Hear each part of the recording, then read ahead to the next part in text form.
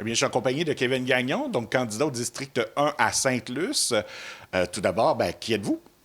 Oui, je suis dans le fond gestionnaire d'une compagnie à Fermont depuis déjà une dizaine d'années.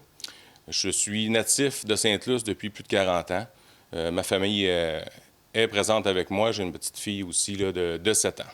Donc, pour vous, c'est très important, là, pour le citoyen, de payer, mais de payer à sa juste valeur, là. Oui, exact. Comme je vous dis, ça fait 40 ans que je suis ici. J'ai l'intention aussi de rester encore très longtemps ici. Puis je m'implique dans la municipalité, surtout au niveau des infrastructures et l'achat de machinerie, réparation. À la base, j'étais mécanicien de machinerie lourde sur les chantiers. Donc, j'ai une bonne expertise de ce côté-là. Donc, pour vous, c'est votre force, là. Oui, c'est ma force. Je vais m'impliquer vraiment de ce côté là, pour avoir une meilleure vue d'ensemble sur les futurs achats et réparations.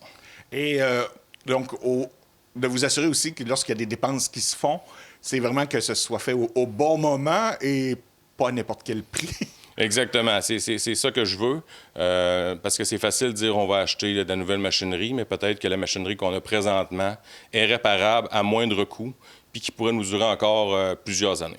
Et aussi, je pense que le compte de taxes du citoyen, c'est un sujet pas qui vous fait peur, mais qui vous fait craindre un peu, là. Bien, tout est relié à ça quand même. Plus qu'il y a de dépenses dans la municipalité, plus que les taxes vont monter. C'est une chaîne, on n'a pas le choix, c'est comme ça. Mais le principal est de contrôler les dépenses à la base, pas juste au niveau machinerie, infrastructure, tout ce qui englobe ce secteur-là, pour être capable d'avoir des taxes à moindre coût.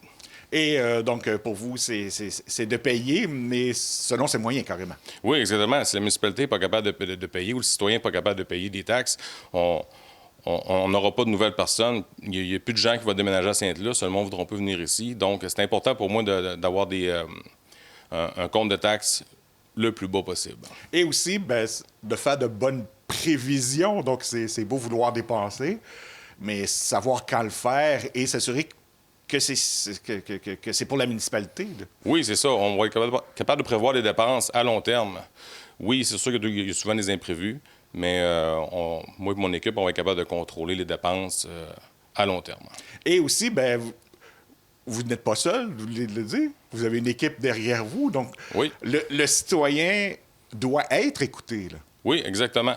On a une très belle équipe qui va opérer sur plusieurs sujets dans la municipalité.